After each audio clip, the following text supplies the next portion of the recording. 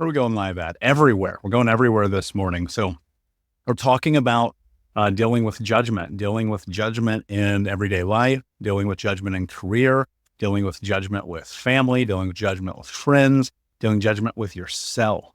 One of the things that I often think about in this healing journey is the fact that judgment is often displaced everywhere, right? We face judgment in everything that we do, from the way that we talk to ourselves, most importantly, to the way that we interact and that we show ourselves into the world and the way that that is reflected back to us.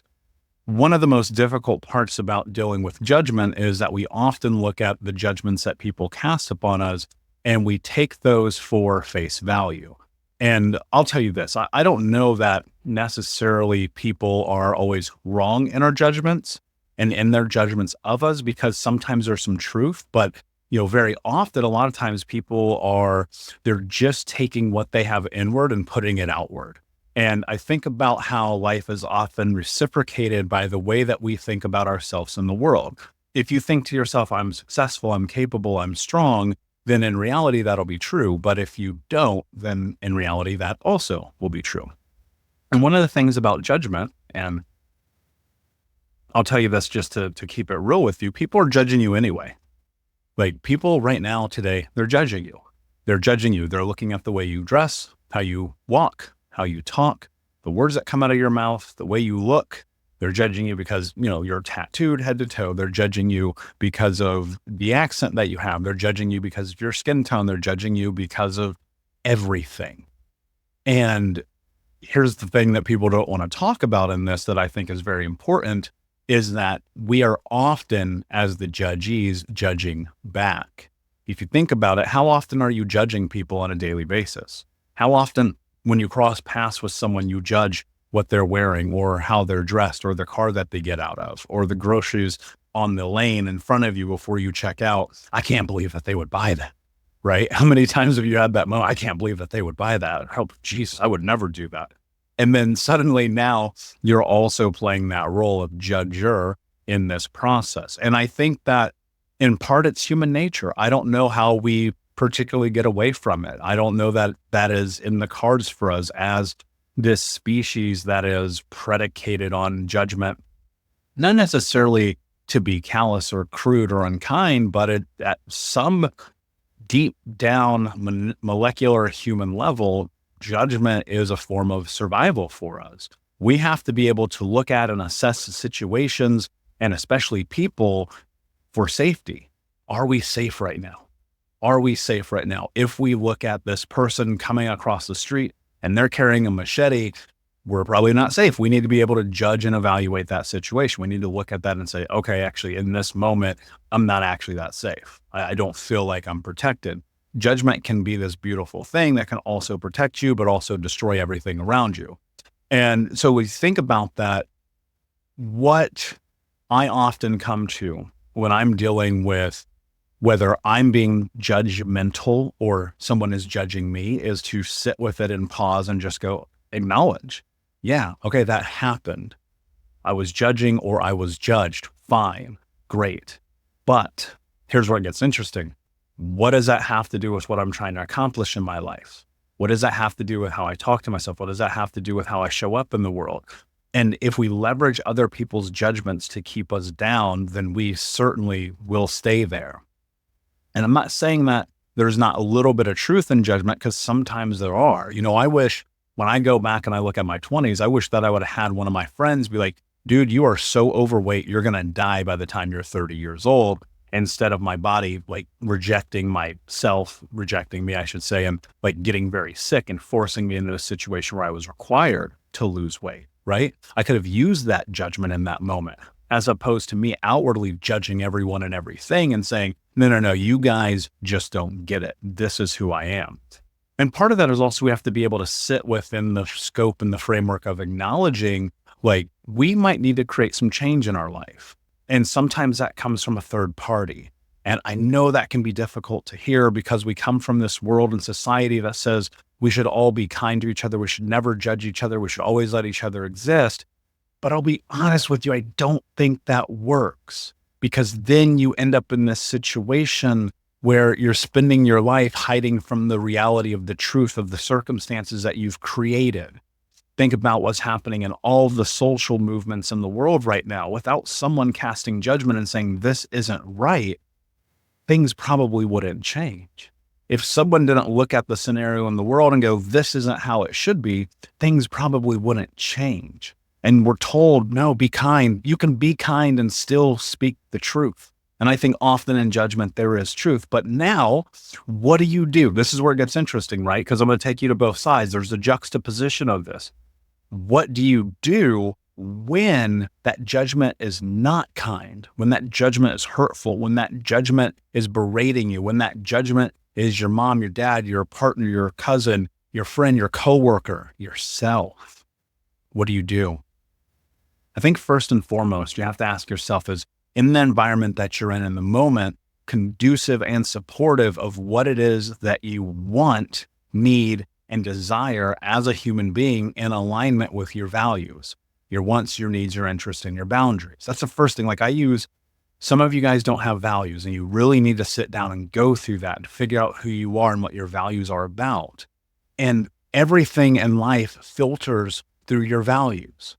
And then what happens is you look at it and you assess, is the way that people are engaging with me in alignment with my core value? And if not, then the question that you have to ask yourself is, well, why am I in this scenario? Why am I around people who are not supportive of my core values? And depending on that answer, one of the two things is going to happen. One, you actually find out that you are the one who is not in alignment with your values, thus allowing judgmental people into your life. Or two, what's happened is you are not holding true to your boundaries. And because of that, these people are in your life. And there's a case for three, and that could possibly be that you just don't recognize it, right? Or the thing that often happens, and people come to me, especially when we're doing coaching, and they're saying, I don't understand why people are always walking all over me. Well, I do. I can tell you right now, it's because you haven't put clear, concise boundaries and borders in your life and said what is and is not acceptable. So we look at people who judge us and we go, well, they're just me, or they're not fair, or they're judgmental, but you've never put anything in place to keep them from doing so. This is what gets really interesting about getting clear about who you are as a human being and as a person, and ultimately being the leader of your own life, the hero of your own story, is that it all starts with you. And so when you're in this, what you have to understand is a lot of time, these judgments being cast on you are not judgments about you, but instead they're about the person casting the judgment. Because I think about this every day. Our lives are often a reflection of who it is that we are, right? Our lives can be a reflection of who it is that we are. And at times, those judgments can help us reflect on who it is that we are in a way that can actually, I believe, be practical. I think about this all the time. Like if I am being an asshole, I want somebody in my life to tell me, hey, Michael, you're being a real asshole right now, man. You need to course correct. You need to get back to baseline. You need to figure out what the hell's going on with your life. You need to put yourself in a position to be kind again, right? And I want that. I want that. I want that. I want that not only from my friends, I want that from my family. I want that from my community. I want that from my team. I want that from my employees. I want that from the people I coach. I want people to help me be better. Now, there's a big difference. This is where I think the real juxtaposition, all of this comes into play. There's a big difference between judgments that are constructive and people being fucking assholes. There's two different things here. And now ultimately you have to determine what that looks like in the context of your life. But I will tell you this, those who are casting judgment for the sake of doing it with no intrinsic or inherent value involved, who only simply at baseline want to hurt you, are people that do not deserve a seat at your table. And what I mean by that is if there are people in your life who are adamantly, vehemently, and purposely trying to tear you down by saying, you're not good enough, you're not strong enough, you're not capable enough, who do you think you are? You're never going to amount to anything. Those people, they need to be taken out of your life. Those people do not deserve a place at your table. And then, of course, I know somebody's going to listen to this and they're going to email me and they're going to go, well, what about my mom? What about my dad? What about my husband? Guys, you have to understand something about life. everything that you want in life happens within the frame of action. And change only happens when you make change happen. And sometimes the thing that you have to do is the hardest thing ever, and that's create change. And for some of you, that means removing that judgmental person from your life. For some of you, that means putting a separation into the relationship. For some of you, that means changing the phone number, right? Changing the phone number, not letting these people be in contact with you. And I understand how difficult it is because I've had to do it.